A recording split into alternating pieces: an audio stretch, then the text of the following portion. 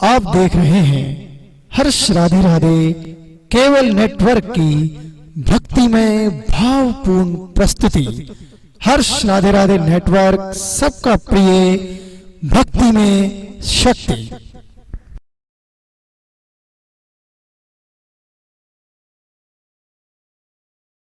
राधे राधे जब चले आए बिहार, राधे राधे जब चले आए बिहार, आए बिहार चले आए बिहार, आए बिहार चले आए बिहार, राधे राधे राधे राधे जब चले आए बिहार, राधे राधे जब चले आए बिहार।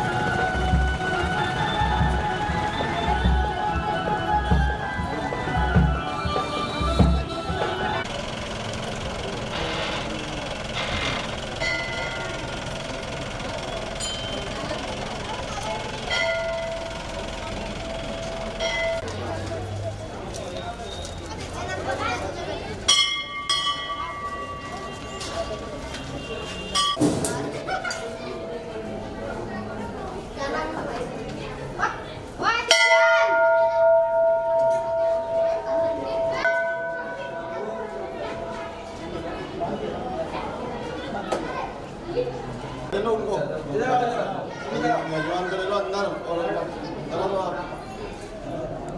और साथे दरबार की जय, बेटो माता की जय।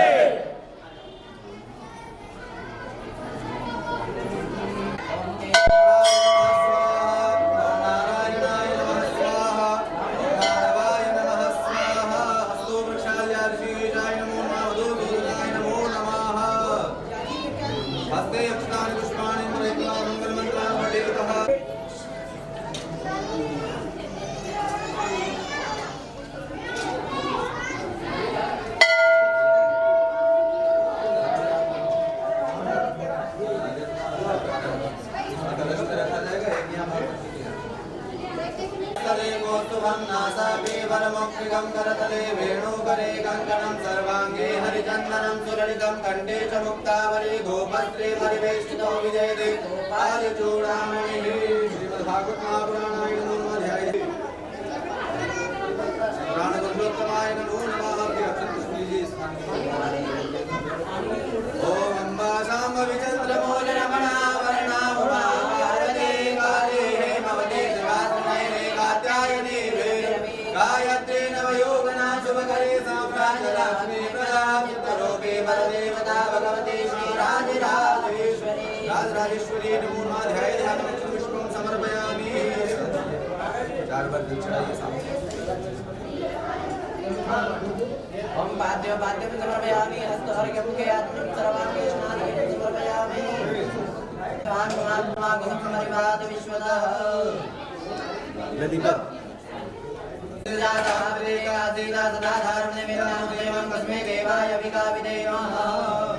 बोलिए भागवत भगवान की जय।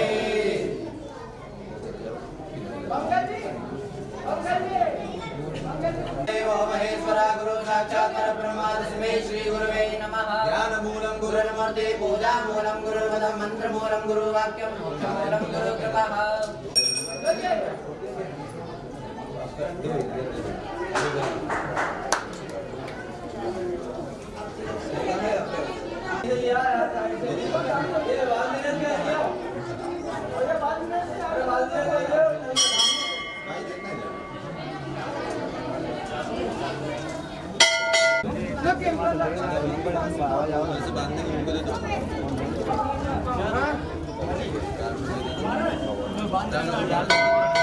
सब में तिलक लगो। ओम गंगा सिंधु सरस्वती जयरी सरयो महेंद्र तनया शर्मणवती वेदिका विप्रा वित्रवती महासुरनदी गाता गया गंगे सरिला सूर्या सदा मंगलम। वरुण कलशाय नमो नमः। अन्नादिभ्यो नमो नमः। ध्याय ध्यानमुच्यं समर्पयामि।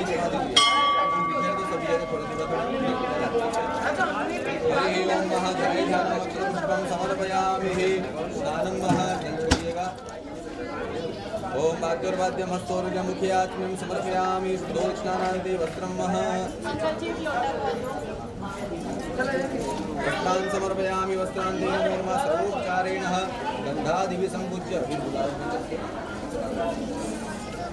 नाना ब्रह्मद्रव्याणि समर्पयामि। धूपं दीपं नैवेद्यं प्रार्थनापूर्वकं नमस्कारान् करोमि। हाथों नमस्कार कर लीजिए। मंत्रहीनं क्रियाहीनं भक्तिहीनं सुरेश्वराय पूजितं मया देव परिपूर्णं ददतु मे। आवाहनं न जानामि दर्शनं पूजा जीवन जानामि क्षम्यतां परमेश्वरः। प्रार्थनापूर्वकं नमस्कारे। हरिः ओम। रोगान् शेषान् पानिष्टात् कामासकलान् विष्टात् कामासुतानां पुनराणां कामासुताहाश्रितां प्रयान्ति। भूर्भुवः स्वः श्रीः स्थान देवी नमो नमः। भैरव देवताभ्यो नमो नमः। कुल भैरवाय नमः। ध्याय ध्यानमुच्यं समर्पयामि।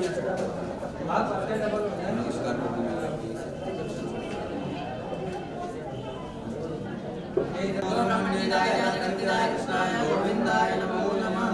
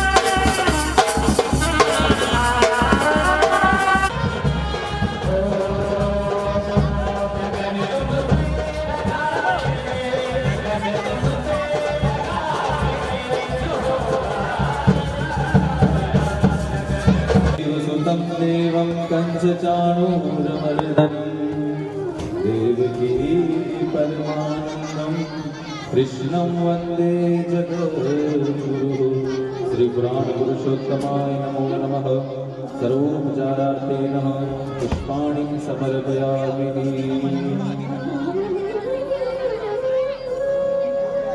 नमोऽस्त्वनन्ताय सहस्रमूर्तये सहस्रपादाक्षिशरोरुबाहवे सहस्रनाम्ने पुरुषाय शाश्वते सहस्रकोटियुगधारिणे नमः ध्यानमूलं गुरुर्मूलं गुरुर्वाक्यं मोक्षमूलं गुरुकृपा खण्डमण्डलाकारं व्याप्तं येन चराचरं तद्वदं दर्शितं येन तस्मै श्रीगुरुवे नमः।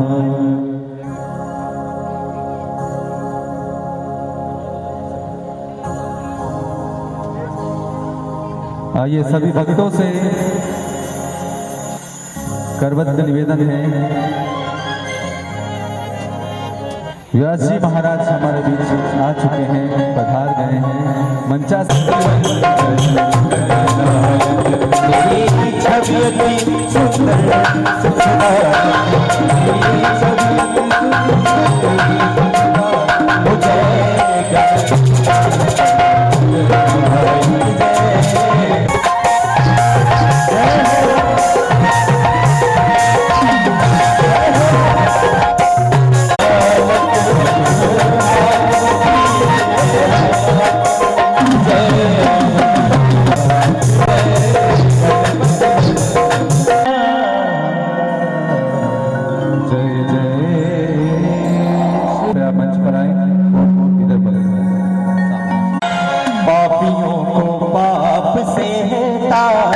श्री भागवत भगवान की है आरती, पापियों को पाप से आरती, श्री भागवत भगवान की है आरती, पापियों को पाप से आरती, श्री भागवत भगवान की है आरती, पापियों को पाप से आरती। अमर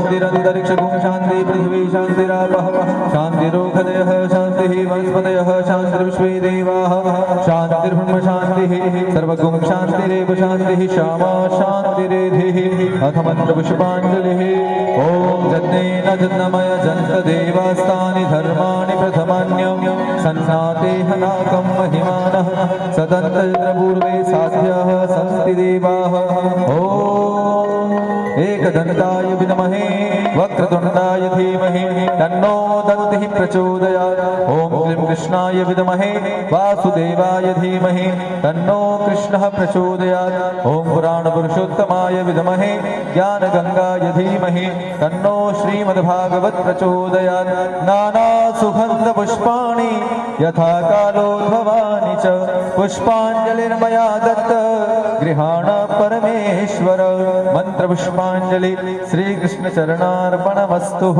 श्रीभागवत चरणार्पणमस्तु बोले बालकृष्ण भगवान की जय वृंदावन बिहारी लाल की जय श्री व्यास जी महाराज की जय श्री सुखदेव जी महाराज की जय महाकाल महाराज की जय नमः पार्वती पते हर हर महादेव जय जय श्री राधे जय जय श्री राधे जय जय श्री राधे।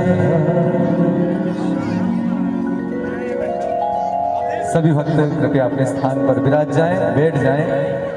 अपनी पदवेश कृपया आप पांडाल से बाहर ही उतार कर यहाँ पर आगे बैठे। आप सभी आइए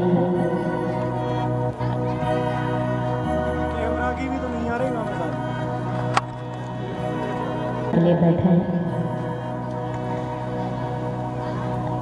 शांति पूर्वक अपना स्थान ग्रहण करके हाथ जोड़ करके परमात्मा का ध्यान करते हुए परात्पर परब्रह्म परमेश्वर अखंड कोटि ब्रह्मांड नायक राजाधिराज योगीराज परब्रह्म सच्चिदानंद जगत गुरु भगवान श्री कृष्ण के चरणों में बारंबार प्रणिपात करते हुए श्री व्यास जी महाराज को प्रणाम करते हुए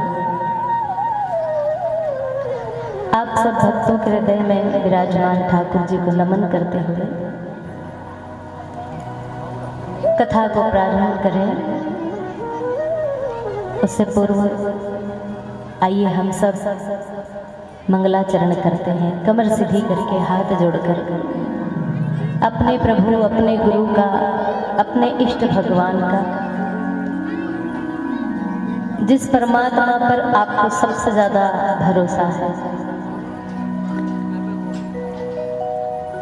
जिसका नाम लेते ही आपके मन में अनंत उद्गार उत्पन्न होते हैं, कई भाव पैदा होने लगते हैं, उसी परमात्मा का हम ध्यान करेंगे और भावना करेंगे कि प्रभु आज करोड़ों यज्ञ करने के बाद भी जो फल प्राप्त नहीं होता, अनंत धन दान करने के बाद भी जो फल प्राप्त नहीं होता, वो फल कलयुग में मात्र भगवान की लीलाओं को श्रवण करके, उनके गुणों को गा करके और उनकी महिमा को श्रवण करके ही बहुत बड़ा फल और बहुत बड़े बड़े पुण्य प्राप्त किए जाते हैं। तो आइए उस परमात्मा की दिव्य अति दिव्य कथा में प्रवेश करें। उससे पहले मंगलाचरण करें, ध्यान करें कि प्रभु हम मन वाणी वचन कर्म से आज आपके इस पावन तीर्थ में बैठे हैं। जहाँ भगवत कथा होती है वो तीर्थ होता है। तो इस तीर्थ में बैठ करके अपने आप को परमात्मा का भक्त बनाकर सरल हृदय से भावपूर्ण भगवान की वंदना करेंगे। आइए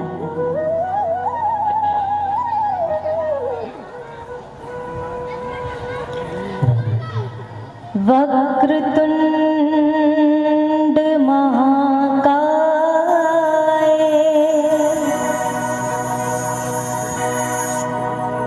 सूर्यकोटि समप्रभ निर्विघ्नं कुरु मे देव सर्वकार्येषु सर्वदा।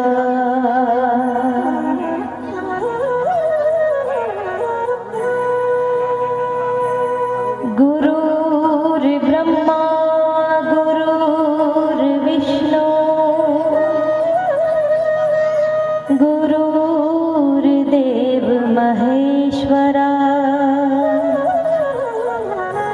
गुरुर्साक्षात् परब्रह्म तस्मै श्री गुरुवे नमः।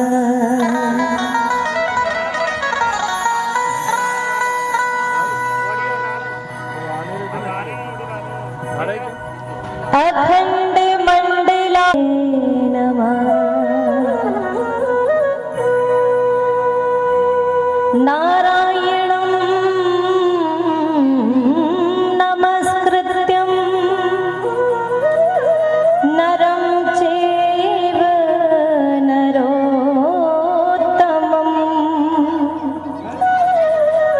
देवी सरस्वती व्यासं ततो जयमुदीरये।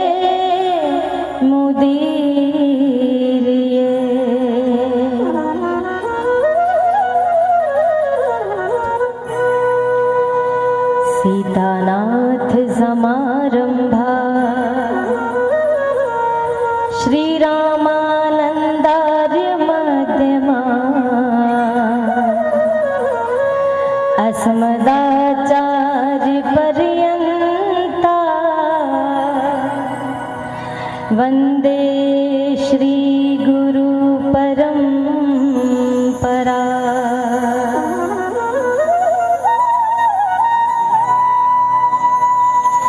जय जय श्री राधारमण जय जय नवल किशोर जय गोपी चित चोर प्रभु जय जय माखन चोर।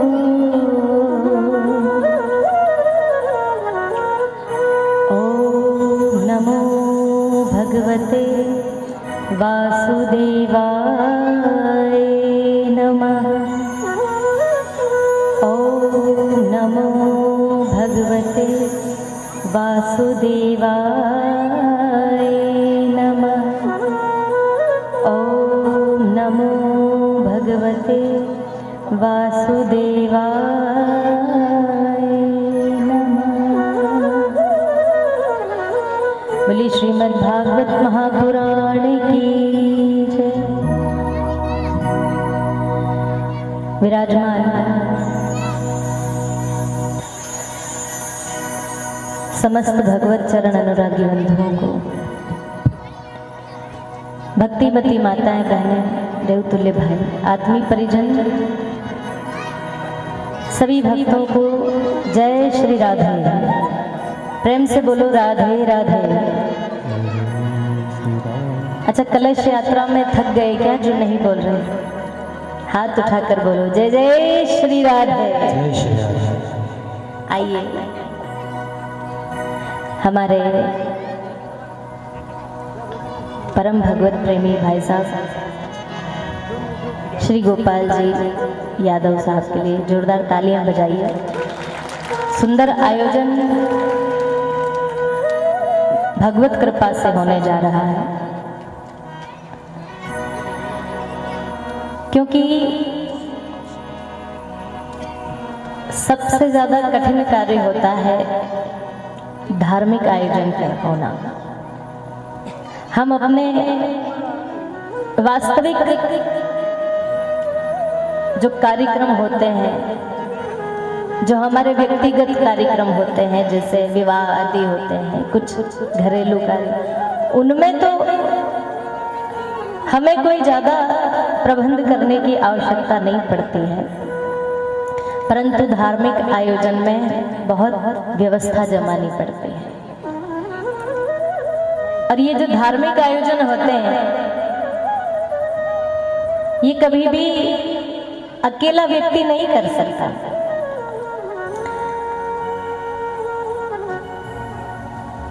अकेला व्यक्ति इसलिए नहीं कर सकता क्योंकि उसे व्यवस्था जमानी होती है।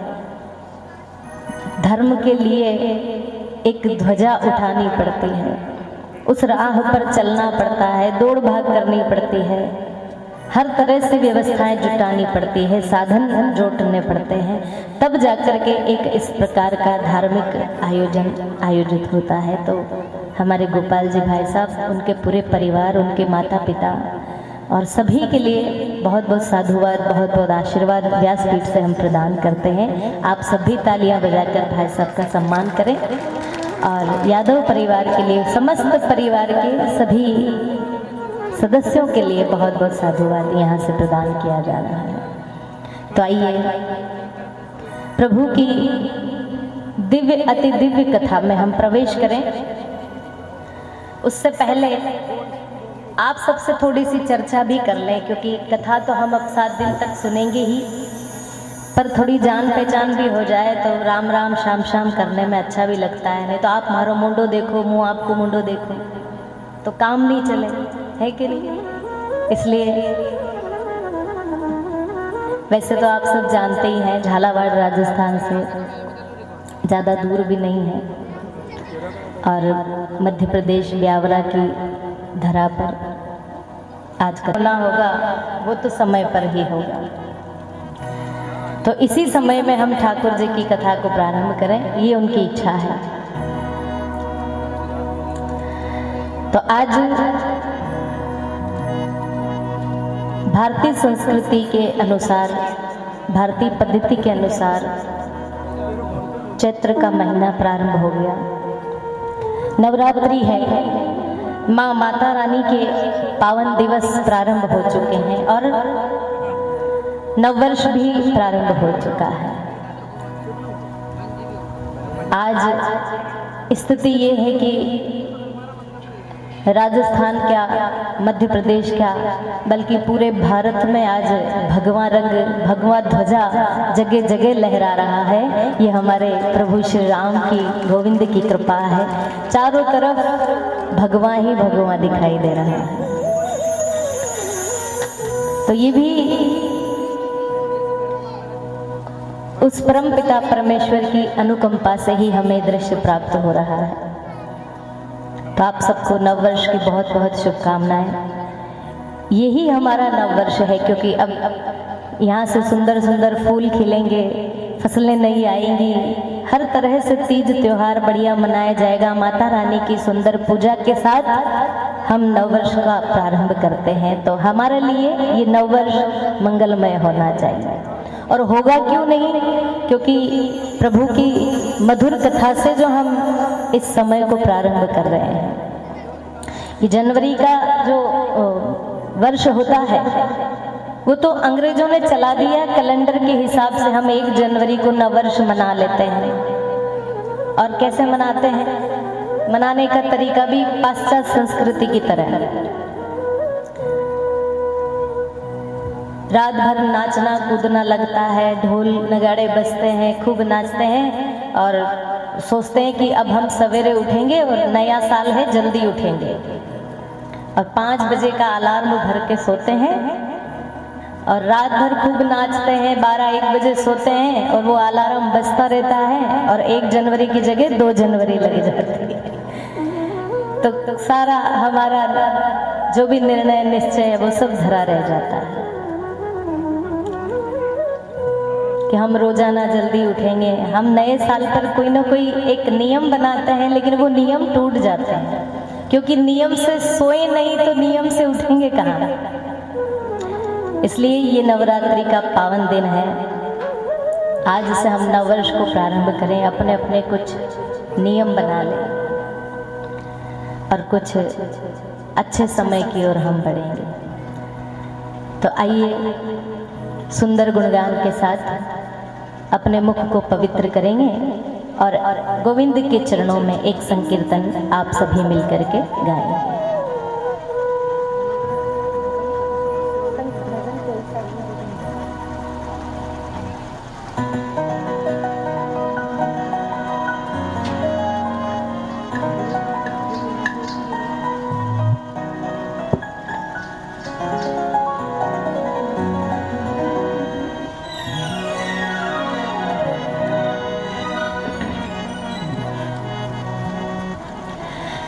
जय जय राधा रमण हरि बोल, जय जय राधा रमण हरि बोल। बोलिए जय जय राधा रमण हरि जय जय राधा रमण हरि जय जय राधा रमण हरि बोल, जय जय राधा रमण हरि बोल, जय जय राधा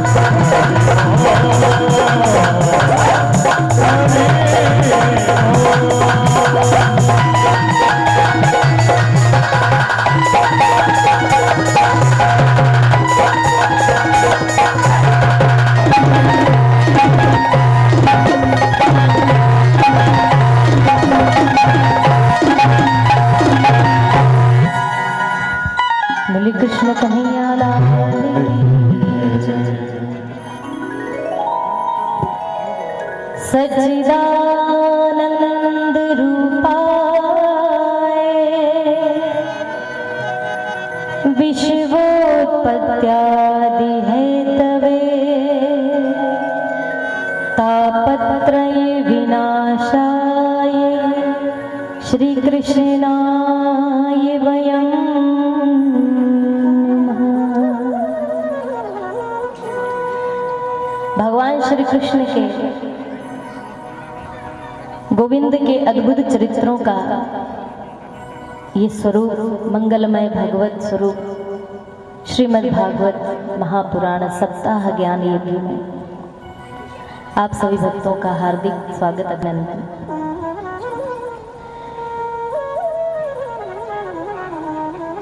जैसा कि आप सभी ने कथाएं तो बहुत सुनी है,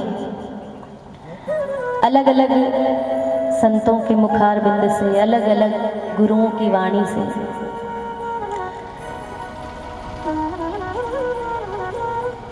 और टेलीविजन के माध्यम से भी आप सभी ने अपने घर में खूब कथाओं का आनंद लिया, रसास्वादन किया है। परंतु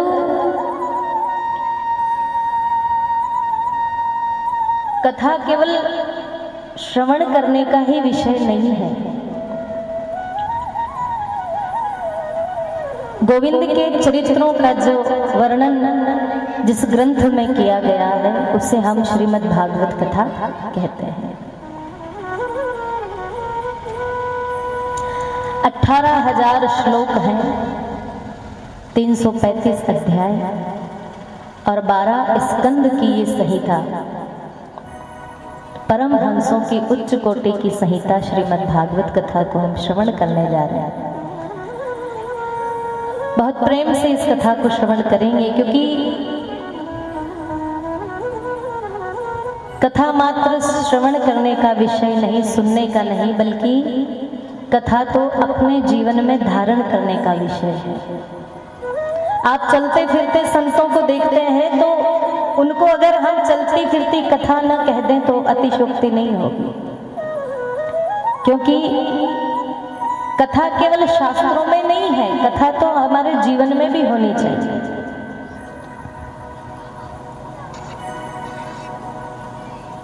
कैसे होनी चाहिए? हम सुनते तो हैं, बल्कि यहाँ भी कथाएं हुई है, आपके ब्यावरा में भी बहुत कथाएं होती हैं। आप थे तब भी और आप नहीं थे तब भी और आप नहीं रहोगे तब भी कथाएं होती रहेंगी, क्योंकि हरि अनंत, हरि कथा अनंत। हम तो इस संसार के प्राणी हैं, जीव हैं, और संसरती इति संसार, धीरे धीरे जो सरक जाता है वो संसार कहलाता है। ये रुकने वाला संसार नहीं है, ये मिटने वाला है, खत्म होने वाली वस्तु है। और हम इस संसार में रह रहे हैं तो हम आए हैं, अपना जीवन जी रहे हैं और एक दिन हम चले जाएंगे, क्योंकि हम यहाँ पर कोई परमानेंट रहने वाला कोई है नहीं। अब कथाएं तो हम बहुत सुनते हैं, लेकिन सुनते इधर से हैं और निकाल इधर से देते हैं। कई लोग तो ऐसे भी हैं, कई सज्जन ऐसे भी कहते हैं, हाँ साहब हमने तो बहुत कथा सुनी, वही धुंधकारी, वही धुंधली, हमें क्या लेना देना, हमें हमारी धुंधली से फुर्सत मिले तो हम आगे की कथा सुने।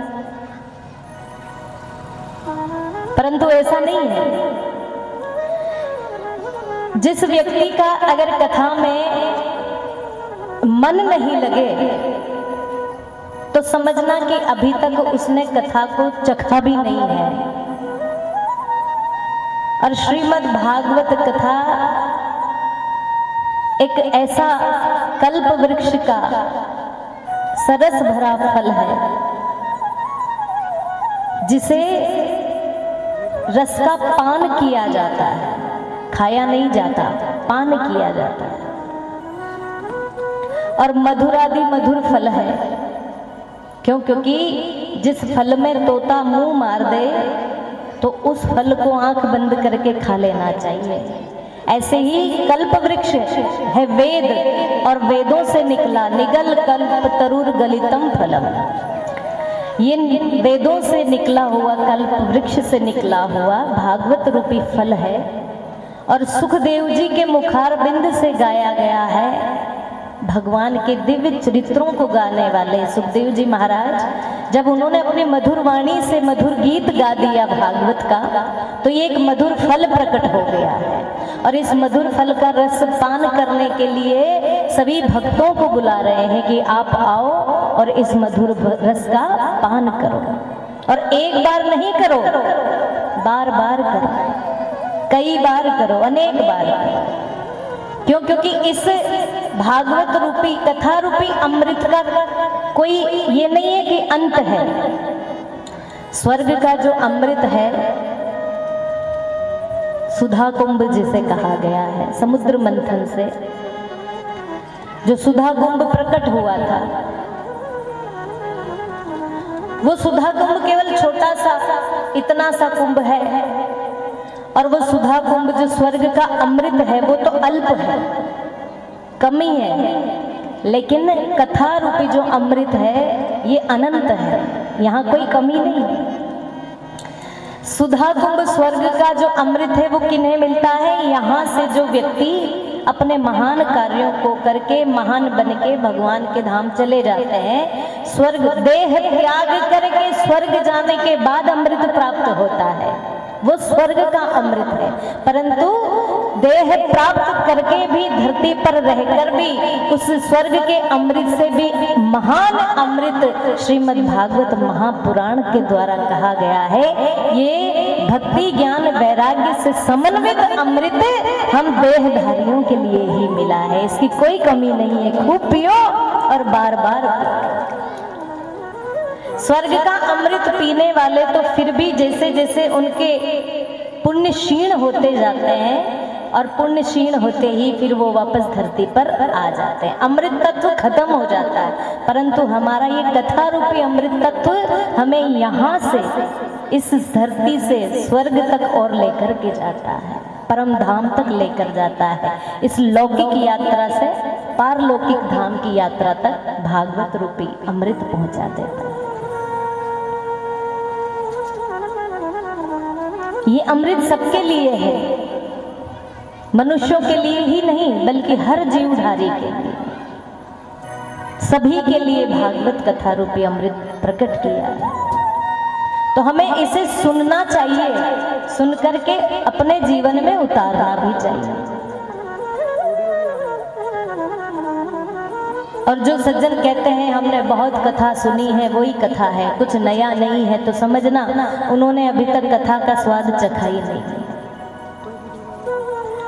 और जिन्हें कथा का व्यसन लग जाए, व्यसन जो दो तरह का होता है, एक होता है सद्व्यसन और एक होता है दुर्व्यसन। गए तो कलयुग ने हाथ जोड़कर बोला, भगवान मैं बहुत बुरा तो हूँ लेकिन मुझ में एक दो अच्छाइयाँ भी हैं। तो कि कलयुग में क्या अच्छाइयाँ हैं? कलयुग बोला, महाराज मुझ में दो अच्छाई बहुत अच्छी है कि एक तो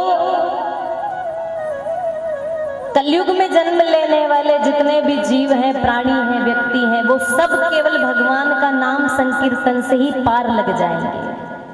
और दूसरा मुझ में गुण ये है कि मानस पुण्य हो ये नहीं पापा। समझ गए? ध्यान से सुनेंगे तो, नहीं तो कथा ऊपर से निकल जाएगी और हवा अंदर से निकल जाएगी। बोलो राधे राधे। मानस पुण्य हो ही नहीं पापा, अर्थात पापा शब्द का यहाँ पर अर्थ ये लगाया गया, हम हिंदी में तो जैसे माता पिता मम्मी पापा बोलते हैं, लेकिन संस्कृत के आधार पर पापा का शब्द पाप और पाप का बहुवचन पापा। क्या? मानस पुण्य हो ही नहीं पापा, मतलब कि भाव ये है कि कलयुग में अगर आप मन से पुण्य कर रहे हैं, बैठे बैठे अगर आप सोच रहे हैं कि हे भगवान मैं हरिद्वार में गंगा के किनारे बैठ कर के माला जप रहा हूँ और भगवान के मंदिर में सोने का हार चढ़ा रहा हूँ। अगर आप बैठे बैठे भी सोच रहे हैं तो आपको यही पुण्य मिल रहा है। पुण्य तो मिलेगा पर पाप नहीं। मन से अगर आपने सोच ली कि वो मेरा दुश्मन है, वो कुर्सी पर बैठा, मैं इसे छोड़ूंगा नहीं, ये मुझे कैसे नजर आ गया, मैं इसको छोड़ूंगा नहीं, मन ही मन में अगर आपने खूब पाप किए हैं तो वो पाप भी आपको लगने वाले नहीं है। ये कलयुग का हमारे ऊपर कृपा है। मन से पुण्य लगेंगे पर मन के पाप में गिने नहीं जाएंगे। तो बैठे बैठे ही अगर भाव ही बना लो कि भाई मैं ये पुण्य कर रहा हूँ, मैं यज्ञ कर रहा हूँ, मैं हरिद्वार में कुंभ के मेले में स्नान कर रहा हूँ, मैं संतों के चरण दबा रहा हूँ, अच्छे अच्छे भाव पैदा करो अपने मन में, तो क्यों नहीं आपके पुण्य बने। पर हमें तो पुण्य कमाने की आवश्यकता ही कहाँ है। हमारे जीवन में इतनी कहाँ फुर्सत है।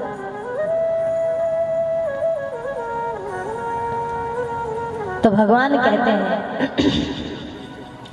कि कलयुग केवल नाम आधारा, सुमिर सुमिर नर उतर ही पारा। हर बार एक नाम को हम जितनी बार जपेंगे उतनी बार उस नाम की महिमा से हम पार हो जाएंगे। भगवान के नाम की नाव में बैठ करके हम इस भवसागर से पार हो सकते हैं। पर नाम लेना भी बड़ा दुश्वार है। भगवान का नाम भी बहुत मुश्किल से निकलता है। बहुत कम व्यक्ति होते हैं, बहुत कम भक्त होते हैं जो हर बार उंगलियों पर ही भगवान का नाम गिनते रहते हैं, बहुत कम होते हैं। बैठे बैठे हम इधर उधर की बातें कर लेंगे, दुनिया भर की चुगलियां कर लेंगे, बुराइयां कर लेंगे, सब कुछ कर लेंगे, पर अपने मुख से वो हरि का नाम नहीं निकल पाता है। आप संतों को देखो, अपने हाथ में झोली माला लेकर के वो बैठे रहते हैं, पंचायत नहीं करते, वो किसी की बात नहीं करते, अपनी धुन में मस्त रहते हैं। अपना जो गुरु का दिया हुआ नाम है, मंत्र है, उसी को जपते हैं। और जब मुख भी व्यस्त रहेगा, हाथ भी व्यस्त रहेंगे, मस्तिष्क व्यस्त रहेगा, तो इधर उधर की बातों पे ध्यान कहाँ जाएगा। जरूरी नहीं है माला झोली लेकर आप जपें, आप प्रभु का नाम कभी भी जप सकते हैं। पर भगवान की अनंत कृपा होती है ना, तब पर प्रभु का नाम हमारे मुख से निकलता है। तब ये सत्संग जो आयोजन होते हैं ये भी भगवान की कृपा से होते हैं। भगवान की कृपा के बिना ना तो आप कुछ कार्यक्रम कर सकते हैं, ना हम कुछ कर सकते हैं। भगवान की इच्छा होगी कि हाँ, अगर उसकी कृपा दृष्टि आप पर पड़ेगी तब जाकर ही आप उसके सत्संग में, उसके कीर्तन में, उसकी कथा में आ सकते हैं, अन्यथा आते आते भी आप वापस जा सकते हैं। उसकी मर्जी के बिना नहीं आ सकते। बहुत लोग हैं दुनिया में, पर परमात्मा जिस पर दया करना चाहता है, कृपा करना चाहता है, अपना प्रेमी बनाना चाहता है, उसी को अपने दरबार में बुलाता है। हम किसकी कथा सुनने के लिए बैठे हैं, हम किसकी शरण में बैठे हैं, कौन है? सच्चिदानंद रूपाय। कैसा स्वरूप है? सत चित आनंद, सत घन, चित घन और आनंद घन। सत्य का अर्थ यह है कि जो हमेशा रहे, तीनों कालों में जो विद्यमान है वो सत्य है। और सत्य घन कौन है? केवल ईश्वर। बाकी सब झूठ है, सब मिथ्या है। संसार भी झूठा है, हम संसार के प्राणी भी झूठे। क्यों? क्योंकि हमें तो मृत्यु आनी है, हमें मिटना है। हम उस परमात्मा की मिट्टी के बनाए हुए खिलौने हैं। तो सत्य वो ही था, पहले भी वो था, अभी भी वो है और आदि अनादि से वो रहेगा, चलता रहेगा। वो सत्य है। चित्त घन का अर्थ है ज्ञान। जो ज्ञान रूपी परमात्मा है, उस परमात्मा की वंदना हम करते हैं। और सदा आनंद में रहने वाले, जिनके पास दुख संकट, किसी भी दुख की कोई स्थिति नहीं हो सकती। ये सुख और दुख तो हमारे मनुष्य के जीवन के भ्रम है, पर वो परमात्मा तो सदा आनंद में रहने वाला है। सच्चिदानंद रूपाय, ऐसा उनका रूप है, सत्य भी है, ज्ञान घन भी है और सदा आनंद में रहने वाले नारायण है। नारायण अर्थात नीर में जो स्थान करते हैं, निवास करते हैं, जल में निवास करते हैं, वायु में निवास करते हैं, धरती के कण कण में निवास करने वाला ही नारायण कहलाता है। और क्या करते हैं गोविंद? विश्वोत्पत्त्यादि हेतवे, अर्थात इस पूरे विश्व की उत्पत्ति भी वही करते हैं। कैसे करते हैं? किसी ने पूछा कि इतना बड़ा संसार परमात्मा ने कैसे बनाया? भाई आज कोई कारीगर मकान बनाता है तो उसके लिए साधन भी तो होना चाहिए ना, ईंट, चूना, पत्थर, सीमेंट, सब कुछ, तब जाकर के कोई कारीगर मकान बना सकता है। तो फिर ये परमात्मा ने जो संसार बनाया, ये किससे बनाया? तो भगवान कहते हैं कि ये जो सारा संसार बनाया, ये हम स्वयं ही संसार बन करके तैयार हो गए। हमें किसी साधन की आवश्यकता नहीं पड़ी। क्यों? क्योंकि हमारी इच्छा हुई और हम ही साधन बन करके, संसार बन करके तैयार हो गए। विश्व की उत्पत्ति भी वही करते हैं, विश्व का पालन भी वही करते हैं और अंत में समस्त विश्व के प्रपंचों को अपने अंदर समेट कर भी संहार भी कर देते हैं। तो ये तीनों प्रक्रिया करने वाला ही वो परमात्मा है जिसकी शरण में हम बैठे हैं। सच्चिदानंद रूपाय विश्वोत्पत्त्यादि हेतवे। आदि, आदि का अर्थ बहुत कुछ करते हैं, सब कुछ वही करने वाले, जीवन देने वाले भी वही हैं और जीवन लेने वाले भी वही हैं।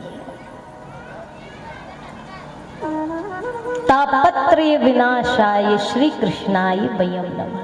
हम मनुष्य जो हैं इस संसार में रह करके 3 तरहों के तापों से परेशान हैं। कौन से? देहिक, देविक और भौतिक। देहिक, देविक, भौतिक तापा, राम राज्य काहू नहीं व्यापा। ये जो 3 तरह के ताप हैं हमारे जीवन में। देहिक, अब देहिक ताप का अर्थ होता है देह से दुख। देहिक ताप 2 प्रकार के। कितने प्रकार के? एक होते हैं शारीरिक, एक होते हैं मानसिक। शारीरिक ताप कैसे होते हैं और मानसिक ताप कैसे होते हैं? उदाहरण से सुनिए। एक सज्जन कहते हैं कि साहब, हमने हमारे जीवन में 60 साल की उम्र हो गई, आज तक एक इंजेक्शन नहीं लगवाया, एक गोली नहीं खाई, तबीयत कभी खराब नहीं हुई, अच्छा दौड़ता हूँ, खेलता हूँ, हष्ट पुष्ट रहता हूँ, खूब भोजन करता हूँ, किसी बात की शरीर में कोई कमी नहीं है। लेकिन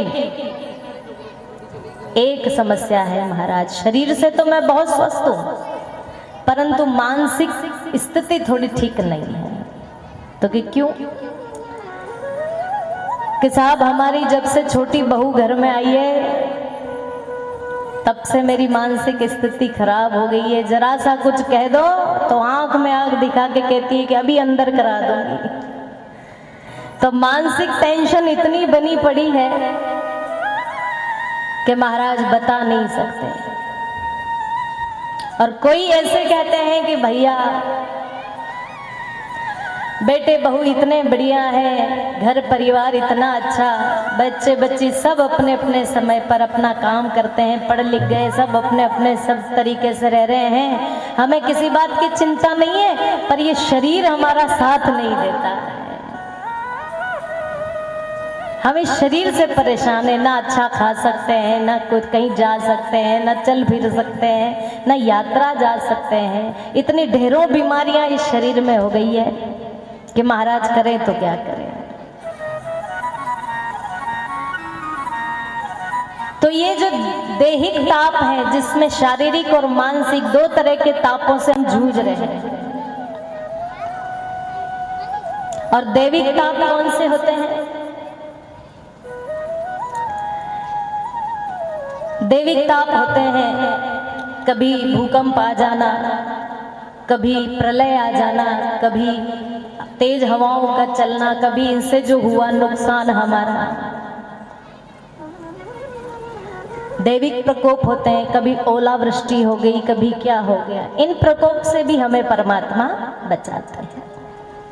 और भौतिक का मतलब होता है कभी जानवरों से हमें नुकसान हो गया, कभी सांप बिच्छू ने हमें खा लिया, कभी किसी से हमें क्षति पहुंच गई।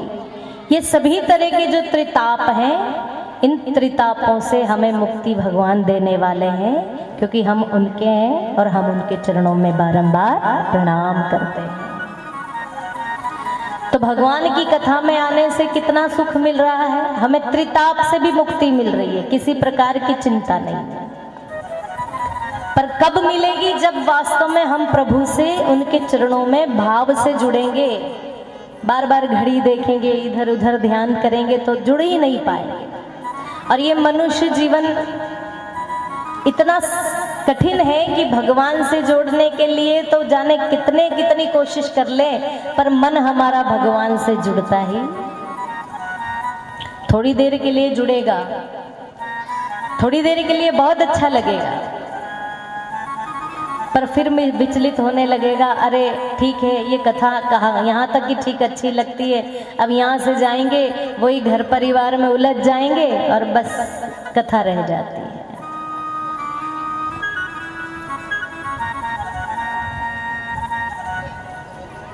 तो पहले अपना मन भगवान के चरणों में जोड़ने की कोशिश करो। और भगवान के चरणों से जुड़ने के लिए हमें संसार को छोड़ने की जरूरत नहीं पड़ती, घर परिवार को छोड़ने की जरूरत नहीं पड़ती। कोई सज्जन कहते हैं कि हमारा मन तो कथा में लगता ही नहीं, हमारा तो मन ही नहीं जुड़ता। हम थोड़ी देर कथा में बैठते हैं और फिर हमें तो नींद आने लगती है, क्योंकि ज्ञान रूपी औषधि, भागवत रूपी जो औषधि है, ये इतनी आसानी से अंदर जाने वाली नहीं है। कड़वी दवाइयाँ जो होती है वो बड़ी मुश्किल से उतरती है। अब पहले के जमाने में वैद्य जो हुआ करते थे, वो हमारी बीमारी देख करके हमें दवाई देते थे, चूर्ण देते थे ना, चूर्ण। आयुर्वेदिक दवाइयाँ किस किस ने खाई है? पुड़ी में बांध के, बताओ थोड़ी। पुड़िया में बांध के देते हैं ना, तो आपने भी खाई है? बोलो राधे राधे। तो पुड़िया में चूर्ण बांध करके वैद्य जी देते थे और कहते थे कि इसको उतार लेना। तो वो इतनी कड़वी होती थी कि मरीज कहता था कि महाराज ये मुझसे नहीं उतरेगी, तो दवाई के साथ में कैसे भी करके वो दवाई पेट में जानी चाहिए। तो वैद्य जी कहते हैं शहद में मिला करके चाट ले। क्या कहते हैं? शहद में मिला के चाट लेना। तो शहद में मिलाकर चाटने के बाद वो दवाई अंदर जाती है, तब जाकर के गुण करती है।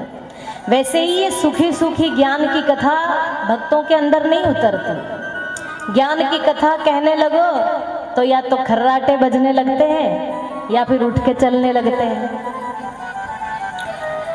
क्योंकि ये हमारा मनी राम जो है ना, ये दुकान पे हिसाब करने चल जाता है, कभी पंचायत समिति में फाइल खोलने चल जाता है, कभी रिश्तेदारों में कपड़े करने चल जाता है। मन बड़ा चंचल है, कभी कहाँ चला जाता है। इसलिए इस मन चंचल रूपी मन को रोकने के लिए आपके खर्राटे ना बजे, कथा भी आपके अंदर उतर जाए और नींद भी ना आए, इसलिए थोड़े थोड़े मीठे मीठी शहद रूपी भजन आपको कथा में सुना दिए जाते हैं, ताकि भजन के साथ साथ आप कथा भी उतार लें। परंतु मुख्य कारण तो आपको औषधि देने का है, कथा में देने का, कथा से जोड़ने का है, शहद पिलाने का नहीं है। और जहां अधिक शहद पिला दी जाए तो फिर औषधि कम पड़ जाती है, जहां औषधि ज्यादा पिला दी जाए तो वहां बीमार पड़ने का भी वो होते हैं। इसलिए बराबर मात्रा में आपको कथा रूपी औषधि आपके जीवन में उतर जानी चाहिए। और कहते हैं ना कि कथा में हम बैठे ना बैठे, पर कथा हमारे अंदर जरूर बैठ जानी चाहिए। तो कथा में दो परेशानियां ज्यादा आती है, एक तो निद्रा देवी जल्दी आ जाती है समाधि लगाने, और मनीराम जी जल्दी भाग जाते हैं हिसाब करना।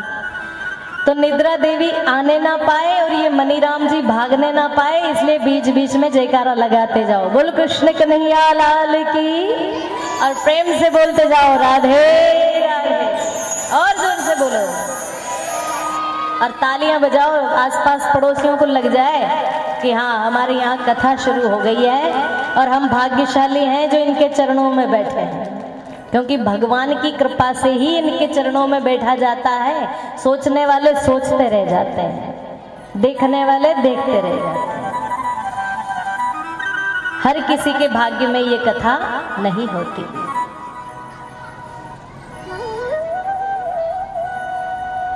तो आओ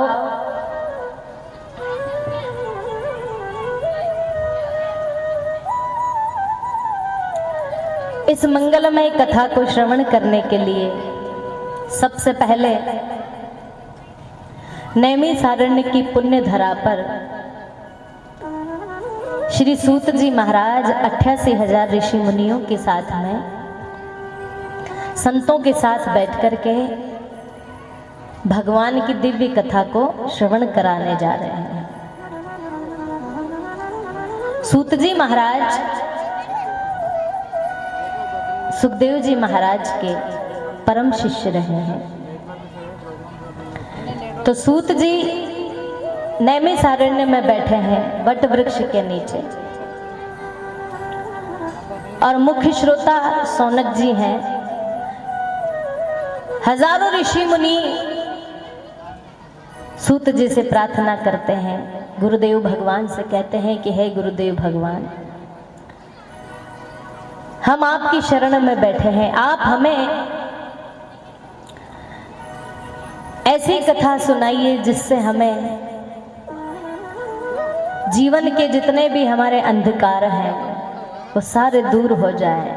हमारे अज्ञान रूपी अंधकार को आपके ज्ञान रूपी प्रकाश से भर दीजिए। और प्रश्न करते हैं कि हम संसार के म्रियमाण व्यक्तियों को, जीवों को भगवत प्राप्ति का सरल से सरल साधन कौन सा है, वो साधन हमें बताओ। हम भगवान को कैसे प्राप्त कर सकते हैं, उनकी शरण में कैसे जा सकते हैं, वो तरीका जो सरल से सरल हो वो आप हमें प्रदान कीजिए, क्योंकि आप पर तो गुरुदेव भगवान की कृपा है। और कहते हैं ना कि गुरु मेहरबान तो चेला पहलवान। जिस पर गुरुदेव की कृपा हो जाती है फिर उसे पीछे मुड़कर देखने की जरूरत नहीं होती है। गु यानी अंधकार और रू यानी प्रकाश। ऐसी शक्ति जो हमें अंधकार से प्रकाश की ओर ले जाती है उसे हम गुरु कहते हैं। सुखदेव जी महाराज 16 वर्षीय हैं, परंतु वो उच्च कोटि के परमहंस हैं जिन्होंने भागवत कथा का रसास्वादन करके जन जन तक पहुंचाया है परीक्षित के माध्यम से। तो ऐसे गुरु की जब कृपा हो जाती है तो परीक्षित जैसे को भी मोक्ष प्राप्त हो जाता है। तो सौनक जी कह रहे हैं कि हम पर भी आप अपनी वाणी से भगवान को प्राप्त करने का कोई सरलतम मार्ग प्राप्त कराइए। हम कलयुग के वासी हैं, हर जीव काल व्याल मुख ग्रास बना हुआ है, काल रूपी सर्प के मुख का ग्रास बना हुआ है। काल हमें खाने की ओर दौड़ रहा है। हर व्यक्ति मरने के लिए ही जन्म लेता है और इंसान को सबसे ज्यादा भय केवल मृत्यु का ही है। और ये काल रूपी व्याल हमें कब निगल जाएगा हमें पता भी नहीं चलेगा। इसलिए इस भय से हम कैसे दूर हों? कृपा करके आप हमें भगवान की वो दिव्य कथाओं को श्रवण कराइए जिससे हमारे मन का भय मिट जाए। तो सूत जी महाराज बड़े प्रसन्न हुए ऋषियों से और कल्याणकारी चर्चा करते हुए बड़ी प्रसन्नता से कहने लगे कि आओ मैं तुम्हें भगवत प्राप्ति का सबसे सरल मार्ग, सबसे सुंदर मार्ग बताता। कथा मात्रेक जीवनम, केवल भगवान की कथा ही हर मनुष्य का जीवन होना चाहिए। शटर और बढ़ा के देखता हूँ। कृपा है सब यहाँ आकर के बैठ जाते हैं ना, तो उनके भी जन्म जन्म के पाप क्षीण होकर के पुण्य में बदल जाते हैं। ये बिल्कुल सत्य है, क्योंकि भागवत में आप सुनेंगे आगे कि बड़े से बड़े पापियों को भी श्रीमद् भागवत कथा ने तार दिया। ये प्रमाणित कथा है, शास्त्र सम्मत भागवत कथा का यहाँ पर गुणगान गाया जा रहा है। अब कई लोग कहते हैं कि बड़े से बड़े पापी कैसे तर सकते हैं, तो आगे की हम कथा में भी सुनेंगे कि जिसने जीवन में पाप के सिवा कुछ किया ही नहीं है वो भी भागवत कथा सुन करके भगवान को प्राप्त कर सकते हैं, अमर हो सकते हैं, भगवान के प्रेमी बन सकते हैं। परंतु केवल शर्त ये होती है कि हमारा हृदय एकदम शुद्ध होना चाहिए, पवित्र होना चाहिए। हम पाप तो खूब किए हैं, पर उन पापों का प्रायश्चित भी तो होना चाहिए। जब तक हम भगवान की शरण में आकर के अपने पापों का प्रायश्चित करने का मानस भी नहीं बनाएंगे, तो भगवान कैसे कृपा करेंगे, कैसे हमारे पापों को धोएंगे।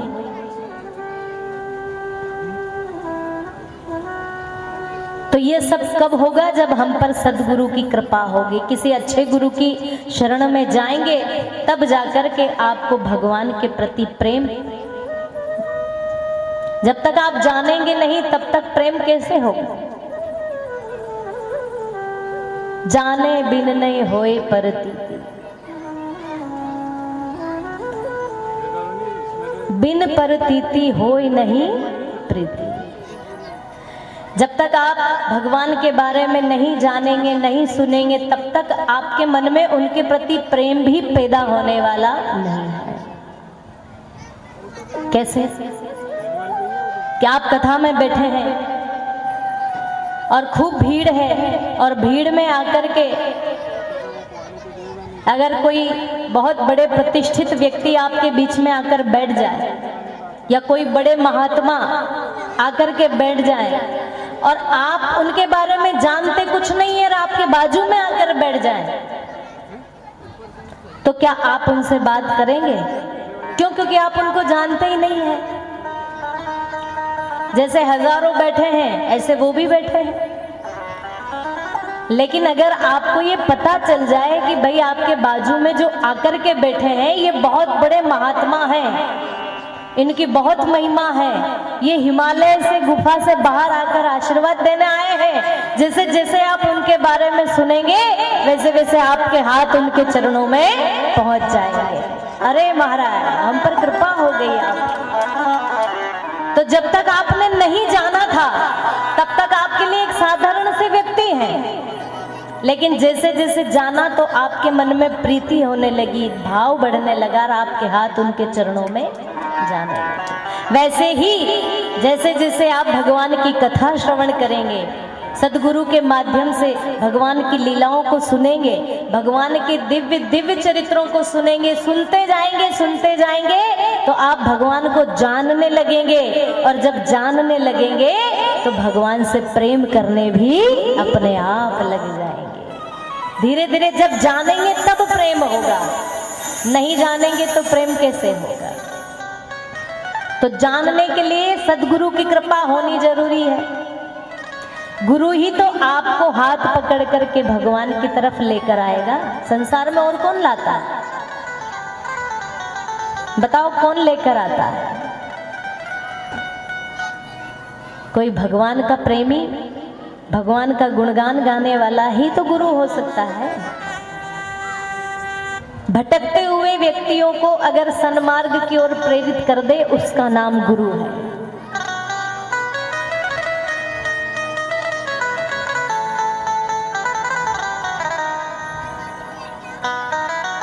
कैसे गुरु है संसार में? ऐसे ऐसे गुरु वे हैं जिन्होंने भगवान से साक्षात्कार कराया है।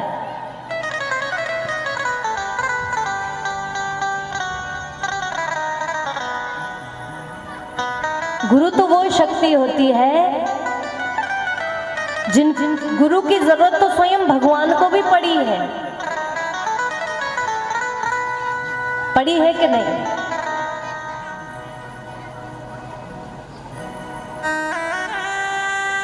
ऐसे ऐसे गुरु वो होता है जो शिष्य को परख करके, शिष्य का हृदय देख करके, भूमि देख करके अपना मंत्र डाल देता है। कहते हैं ना कि गुरु तो किसान होता है और शिष्य होता है भूमि।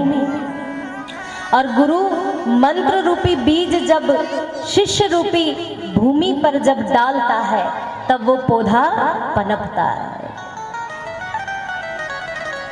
परंतु जो गुरु है वो घुन लगा हुआ बीज अगर शिष्य के हृदय रूपी भूमि पर डालेगा तब भी फल पौधा अच्छा फसल पैदा होने वाली नहीं है। शर्त यह है कि गुरु का हृदय भी कोमल हो, सुंदर हो और शिष्य का हृदय भी साफ हो। लोभी गुरु लालची चेला, दोई नरक में रेलम ठेला। अब कोई तो गुरु ऐसे भी होते हैं कि भाई चेला बढ़िया मालदार है, खूब पैसा है, तो कम से कम कुछ दे ना दे पर हर साल में धोती कुर्ता तो देगा ही देगा। इस चक्कर में भी शिष्य बना लेते हैं। गलियन गलियन गुरु फिरे, हमसे दीक्षा ले। गलियन गलियन गुरु फिरे, हमसे दीक्षा ले।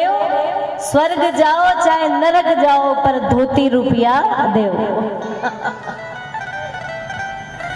तो ऐसे गुरुओं को चेले भी फिर ऐसे ही मिलते हैं जो केवल धोती रुपया के पैसों के पीछे ही चेले बनाते हैं। ऐसे गुरुओं को फिर शिष्य भी ऐसे ही मिलते हैं कि भलो भयो गुरु चल बसो। अच्छा हुआ भलो भयो जो गुरु चल बस्यो, चेले ने पड़ गई चेन, छठे महीने आवे तो धोती रुपया लेना। तो महाराज ऐसे गुरु और ऐसे शिष्यों से दूर ही रहो।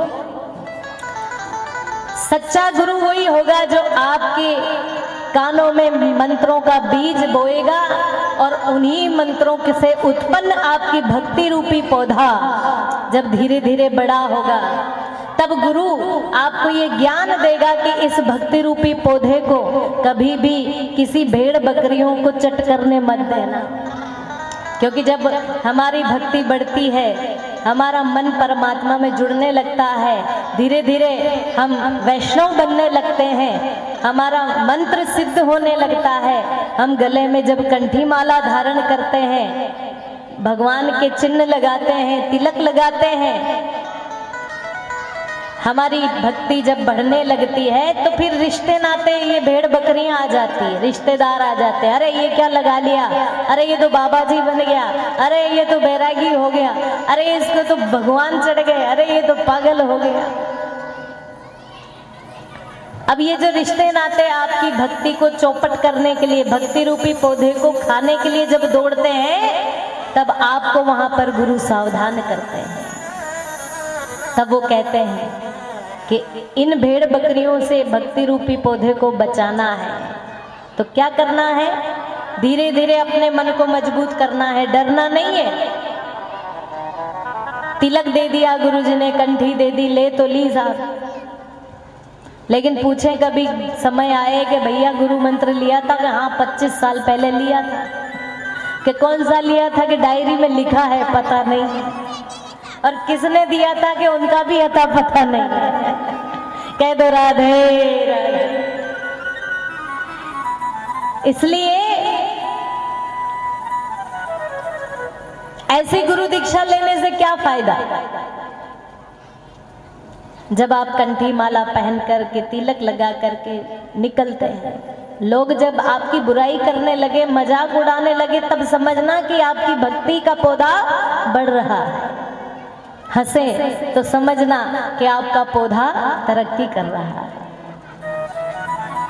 और भेड़ बकरियों के चक्कर में आके अगर आपका पौधा टूटने लगे, जैसे आप ऑफिस गए तिलक लगाकर और ऑफिस के लोगों ने आपको छेड़ दिया, अरे आज तो पंडित जी बनकर आ गए, और शर्म के मारे तिलक पूछ दिया, तो समझना आपका पौधा बरकत करने वाला नहीं है। दुनिया क्या कह रही है उससे हमें क्या लेना देना? हमें तो वो करना है जो हमें करना है, जो हमारा अधिकार है, जो हम करने के लिए आए। क्या करने के लिए आए हैं? चुगली करने के लिए? 2 साल से तो चुगली करने वाली माताएं बहनों की दुकानदारी बंद हो गई थी। लॉकडाउन में कहाँ जावे चुगली करने। बोलो राधे राधे। बूढ़ी बूढ़ी माताएं बहनें तो परेशान ही हो गई कि ये मोदी जी ने तो घर से निकलने ही नहीं दिया, हमारी तो दुकानदारी बंद, हम किसकी चुगली करें, किसकी बुराई करें, 3-5 का करने जाए। लेकिन इसी में ही हम लोग रहना नहीं है। अज्ञान रूपी अंधकार को गुरु के मुख से निकली हुई ज्ञान रूपी सूर्य के समान, करोड़ों सूर्य के समान जो किरणें होती है, वो सूर्य के समान किरणें ही हमारे अज्ञान को, अंधकार को दूर कर सकती है। इसलिए गुरु की आवश्यकता पड़ती है। सूत जी महाराज से कहा कि संसार में जो आया है उसे जाना है। सूत जी ऋषियों से कहते हैं कि आया है सो जाएगा, राजा रंक फकीर, कोई भी हो सबको जाना। कोई यहाँ पर परमानेंट रहने वाला नहीं है।